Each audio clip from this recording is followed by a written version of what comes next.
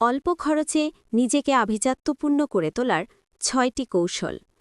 আধুনিক জীবনে নিজেকে আভিজাত্যপূর্ণ করে তোলার জন্য দামি জিনিস বা চকমকে পোশাক কেনার প্রয়োজন নেই। এর জন্য দরকার সচেতনতা, পরিচ্ছন্নতা, সময় ও সম্পদের যথাযথ ব্যবস্থাপনা।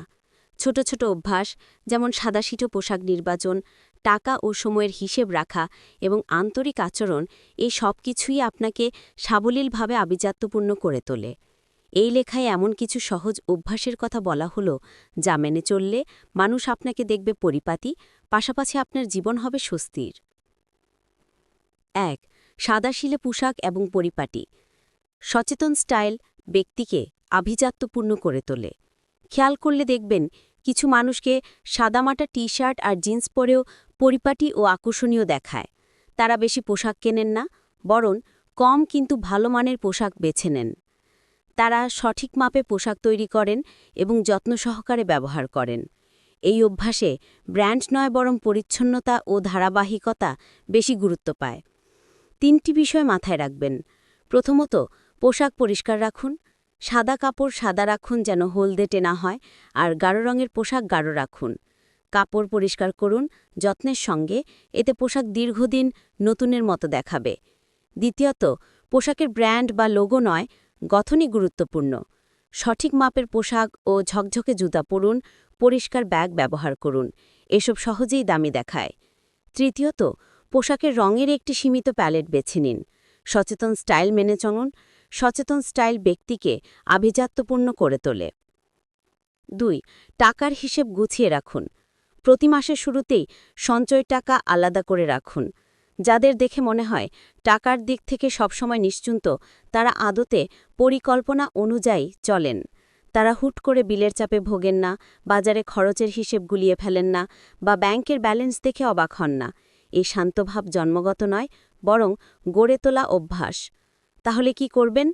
প্রতি মাসের শুরুতেই বিল, ভাড়া, স্কুলের বেতন আর সঞ্চয় টাকা আলাদা করে রাখুন। সম্ভব হলে মোবাইল ব্যাংকিং বা ব্যাংক অ্যাকাউন্ট থেকে স্বয়ংক্রিয়ভাবে কেটে রাখার ব্যবস্থা করুন। দৈনন্দিন খরচের জন্য আলাদা একটি অ্যাকাউন্ট ব্যবহার করতে পারেন, এতে খরচের হিসেব গুলিয়ে যাবে না। বড় খরচ বা যে কোনো ঋণ বা বিল সময়মতো পরিশোধ করে ফেলুন, এতে চাপ কমে। সবচেয়ে গুরুত্বপূর্ণ হল কমপক্ষে ১ মাসের খরচের সমপরিমাণ টাকা হাতে রাখুন। এর ফলে আপনি হঠাৎ অর্থসংকটে পড়বেন না। ওষুধ কেনা, গ্যারেজে গাড়ি সারানো বা রেস্তোরাঁয় বিল দেওয়ার সময় আপনি থাকবেন নিশ্চিন্ত ও আত্মবিশ্বাসী। নিশ্চিন্ত ও আত্মবিশ্বাসী ব্যক্তিকে মানুষ আভিজাত্যপূর্ণ হিসেবেই ধরে নেয়। ৩. কম কিনুন, ভালো কিনুন, যত্ন নিতে শিখুন। নতুন কিছু কেনার আগে ভাবুন সেটা টেকসই কিনা। ছোটবেলায় আপনিও নিশ্চয়ই বড়দের দেখেছেন যে তারা যতই সাধারণ জীবনযাপন করুন না কেন, জিনিসের যত্ন নিতেন। কম দামি জিনিসও ব্যবহার করে সাবধানে মুছে জায়গা মতো রেখে দিতেন। হুটহাট নতুন কিছু কিনতেন না, আগে সেটি মেরামত করার চেষ্টা করতেন। বাড়ির নারীদেরও নিশ্চয়ই দেখেছেন কোনো কাপড় ছিঁড়ে গেলে নতুন কাপড় কেনার বদলে সেলাই করে পরতেন। সব কিছুই ছিল সাধারণ, কিন্তু যত্নের ছাপ ছিল স্পষ্ট। এসব প্রমাণ করে যে বিলাসবহুল জীবন মানে দামি জিনিস নয়, বরং যত্ন নেওয়ার অভ্যাসই আসল বিলাসের চিহ্ন। মনোবিজ্ঞানে বলা হয় যত্ন মানে দায়িত্ব, দক্ষতা ও স্থায়িত্ব। আমরা যে জিনিস যত্নে রাখি তা দামি হোক বা না হোক দেখতে মূল্যবান লাগে। তাই কিছু সহজ অভ্যাস গড়ে তুলুন। নতুন কিছু কেনার আগে ভাবুন সেটা টেকসই কিনা। জিনিসপত্রের যত্ন নিতে শিখুন। কোনো কিছু ভাঙলে আগে মেরামত করার চেষ্টা করুন, সঙ্গে সঙ্গে নতুন কিনবেন না। আর যেসব জিনিস দরকার নেই কাউকে দান করুন কিংবা ফেলে দিন। ঘর পরিপাটি রাখুন, গাছ লাগান, টেবিল পরিষ্কার রাখুন আর মন মাতানো সুগন্ধি ব্যবহার করুন, এতে আপনার রুচি ফুটে উঠবে।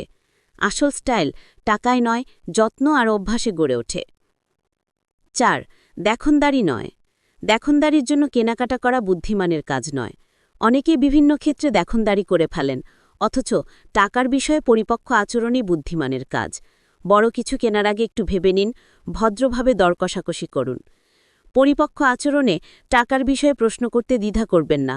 মোট খরচ কত, বা ছাড় আছে, বা অফার কতদিন থাকবে, এসবে কেউ ছোট হন না, বরং এটি স্পষ্টতার প্রতীক।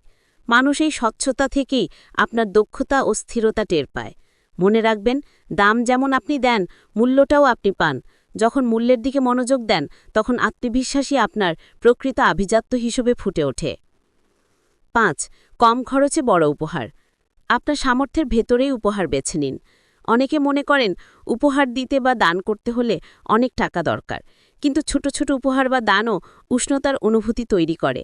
যেমন বন্ধু বা সহকর্মীর সঙ্গে চা বা কফি খাওয়ার সময় মাঝে মধ্যে বিলটা আপনি আগে দিন। পারিবারিক জমায়েতে মৌসুম অনুযায়ী কোনো খাবার বা উপহার নিন। অতিথিদের জন্য ছোট উপহার রাখতে পারেন, যেমন ভালো মানের অলিভ অয়েল, চকলেট বা একটা ছোট সুন্দর গাছ।